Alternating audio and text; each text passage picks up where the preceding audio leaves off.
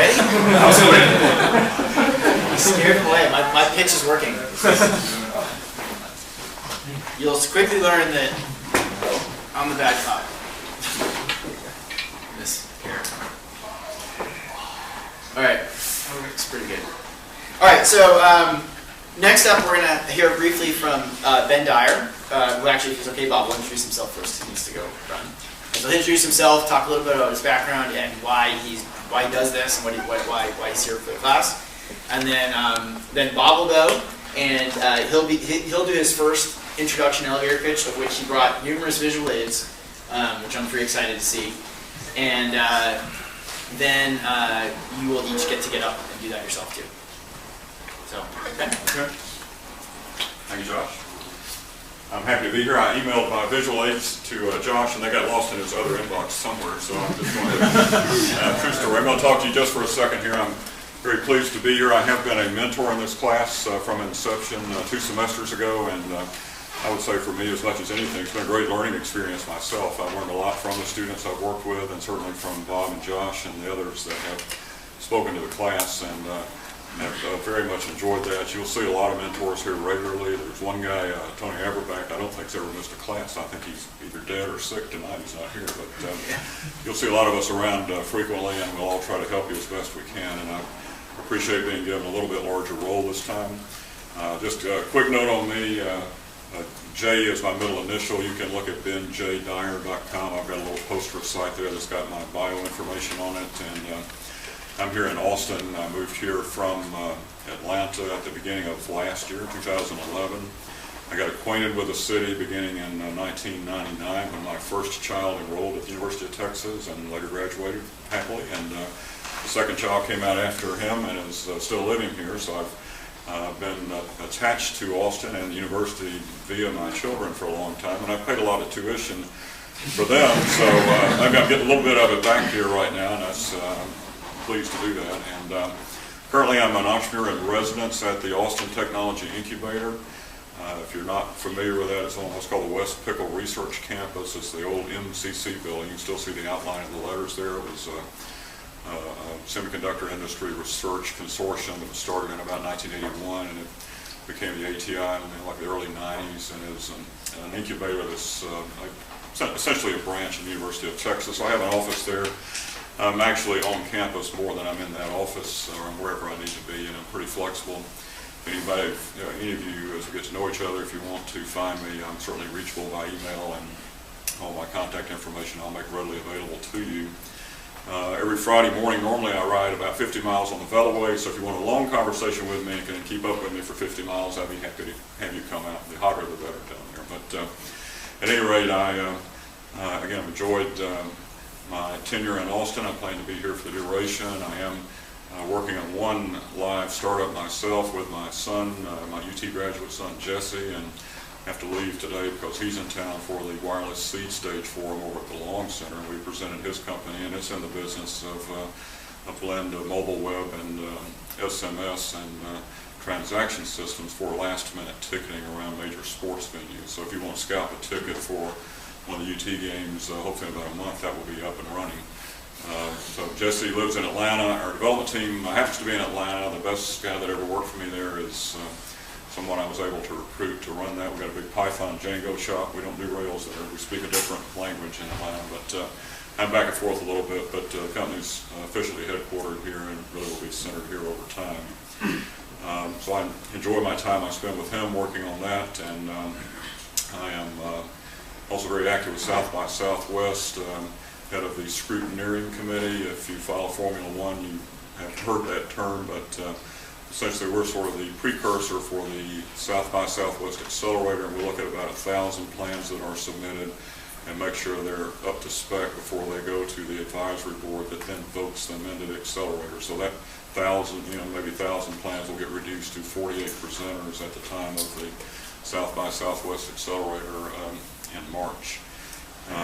So this class and that are my main volunteer activities, but I do work a lot with the other ATI companies that are being incubated out there, and I've spent some time with Josh at Capital Factory as well. I'm always happy to do that, and I'll just make myself available to you. Probably should have started off. I started a company called Peachtree Software, which preceded all of your birthdays by some number of years.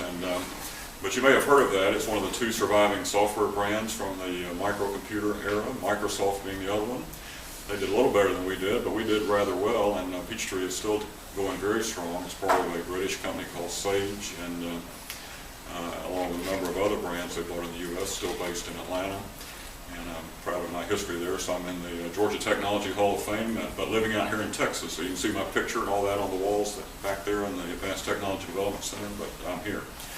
I am still associated with Georgia Tech as director of the Research Corporation. We do about $600 million in research there, and I'm involved in the body that kind of oversees all that. So I kind of stay pretty close to what's happening at Tech in the research area. And I did not renew this past spring my 50-yard line football tickets in Atlanta, Georgia Tech, that I had for 45 years. And they were so concerned, the athletic department flew somebody out here to ask me why I didn't renew them. I said, well, it's 817 miles, and I'm really going to the Texas game and having a great time. And I assured them they're still in my will, and my endowment is still good, and all that kind of stuff.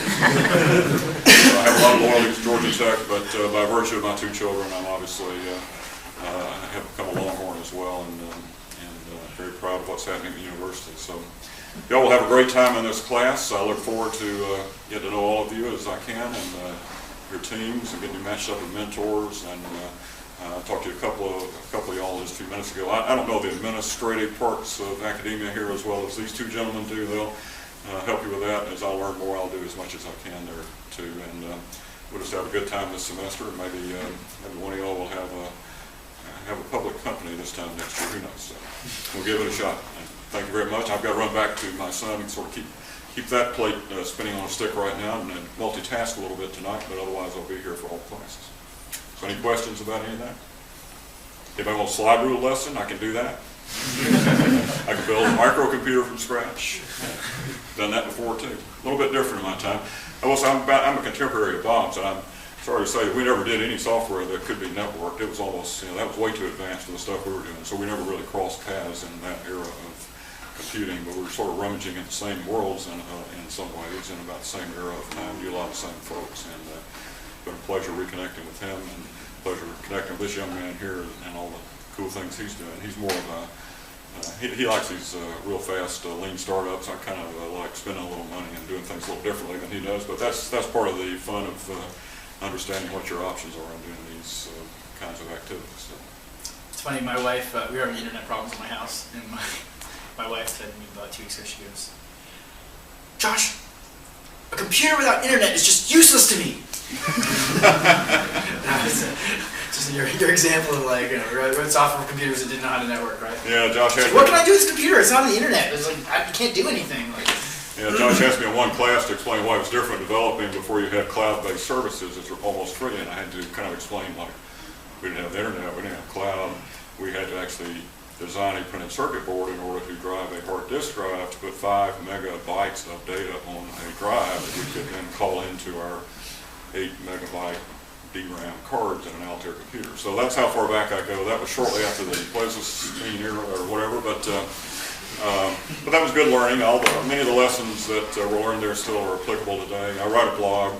You'll see that on my website, and I write about 100,000 words a year about things generally of interest to entrepreneurs in this class and things going on in the South. And it's a hobby, but it's a lot of fun.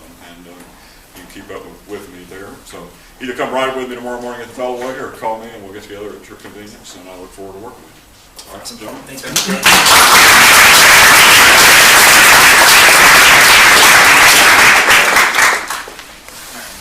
I'm surprised there's so many people left after your introduction.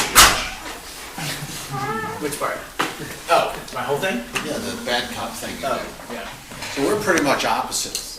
He's the bad cop, I'm the good cop. I have a lot of hair. He's mostly a software guy, I'm mostly a hardware guy. But one of the distinctions is he always wears t-shirts, and I usually wear shirts with collars and often a tie. But he questioned my flexibility. So I'm now going I to need to take a picture of this. show you that I can wear a t-shirt too. And It's, I was saying, I've never seen a 3Com t-shirt. the fact is, I have more T-shirts than you do. This one I chose because it says, what does it say on there? Software, I think. So this is a very exciting night. But, how many of you plan to introduce yourselves to this audience and by giving a 60-second pitch on who you are? How many of you plan on doing that? I'm really looking forward to it. What's really going to be fun is when you watch yourself do it. How many of you have ever seen yourself on video before? Oh, good. Well, you're going to see it again. So I'm going to start by getting it over with. So the reason I get to teach this course is because I started a company once, and its name was 3Com. And so now I'm going to give you my short form of that company. And what I've done is I brought a number of artifacts to show you the history of the company. So when I first started the company, I began building what's, you've heard the term Rolodex? And that person has a really good Rolodex. This is an actual, falling apart, branded Rolodex. This is a Rolodex. And there are some cool people. Steve Jobs is in here, maybe rest in peace. And so starting in about 1979, I started building my Rolodex. And actually the complete Rolodex, this is a generation. The next generation, there's 2 of these, like this. And then computers got invented, so we stopped doing that. And then what I had done is has anyone heard of Ethernet? Seriously, is there? Apparently not. Everyone has heard of Ethernet? Yeah. And today, Ethernet is quite a different thing than it was in the 1970s. And so I decided that I was going to start a company that would sell Ethernet. So the first thing I did, our first product, is a book, the Ethernet Source Book. My wife and I produced this book, and we sold it for $200. And when the venture capitalists started coming through my house, I made sure they bought one thing. And they paid me $200 for this book. And then I got some buddies using this Rolodex and some investors, and I got some office space. And this is the first office space was my round orange table in my dining room. But then we moved to an official space, and that's the sign that I used. All the offices in the building had the same kind of sign, but this is the one thing. I was in room 160. And then the first product, actually the first product was a software product. And how do you show a software product? I guess it was sold on diskettes. Those black things, like this big, very thin. Have any of you guys actually ever used one? Kindergarten. Yes. Okay.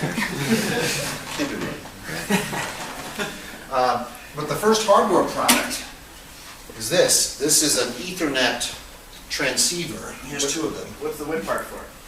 It's just a memento. But you don't know what an Ethernet transceiver is because today the transceiver is built in. But in the old days, the way it worked was there was this coax cable running down the middle of the corridor up in the ceiling, and then this cable would come down from the ceiling and go to your personal computer. And so this is a modem in a way. It's a modem. It runs at 2.94 megabits per second. And this is the one we built at the Xerox Research Center.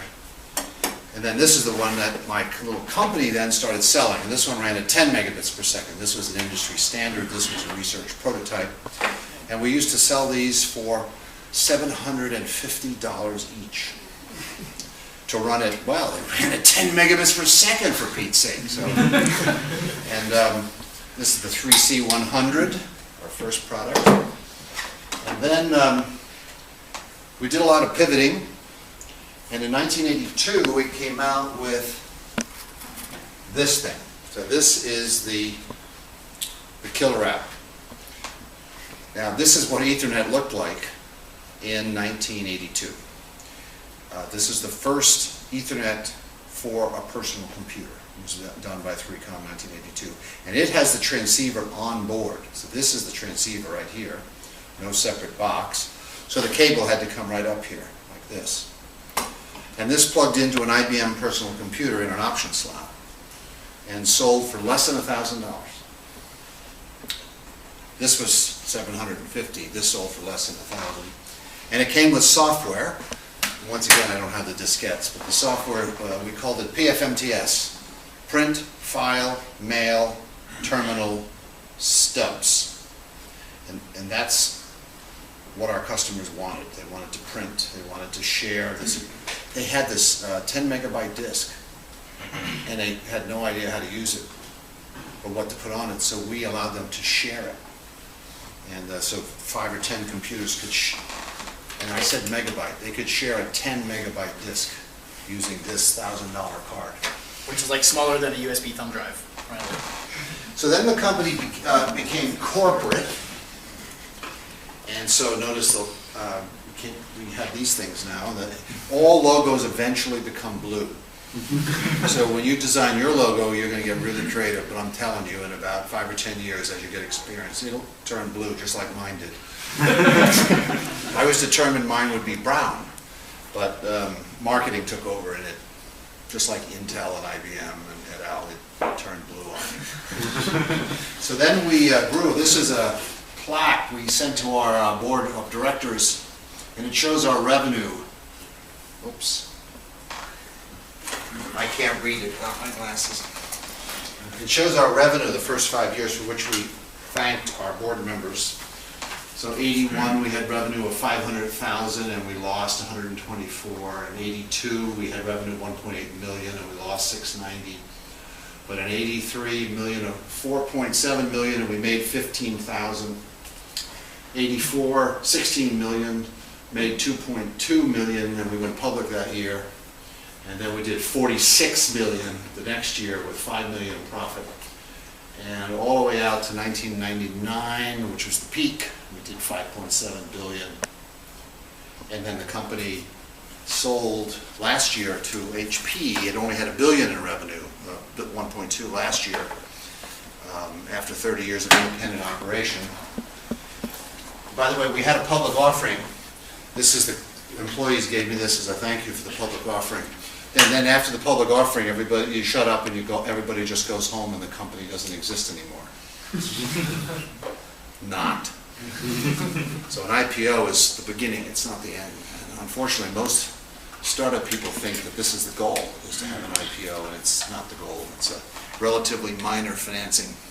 Unless you're Facebook, it's a relatively minor financing. And then one more tchotchke to show you our company. We built a workstation at one point. So we went from transceiver, and then we vertically integrated into the, what was called a NIC, a network interface card, and then we started building servers. We were using off-the-shelf servers. Then we built our own network station. So this is a computer. You put the display on here, and all the cables go through these cleverly designed. And the cool thing about this computer, it was very unusual for its time, circa 1985, 6, 7. It didn't have floppy disks. And it didn't have a hard disk. And it didn't have a fan. The first network computer. It was the first network computer. And a cool thing about it, it's a very cool machine. It was an unsuccessful product. We only sold 100,000 of them for $2,000 each. And then we discontinued the product line. And the cool thing I think about it is, see the size of this thing? The size of this thing was determined by how much space it took for all those connectors. That is, it was the connectivity of the device required. This was all required. But same argument may be able to be said for this. The size is determined by the connectors. Some part of it does. Yeah. But I wasn't in There's the a new room when that connector was coming out, designed. so- When this box was designed, that was the constraint. How big, the box had to be big enough to have these connectors on it. So, anyway, that's the company that I built, and that's why I get to teach this class. And for the rest of the semester, what you'll be hearing, it's inevitable. When we meet, all of my wisdom comes from this company, which I've worked on for 13 years. So that's me, Bob Metcalf. Well, what about your other 5 careers? So I had 5 careers. First, I was a student for 23 years. That doesn't count. Then I was a scientist engineer for 15 years, which led to the invention of Ethernet.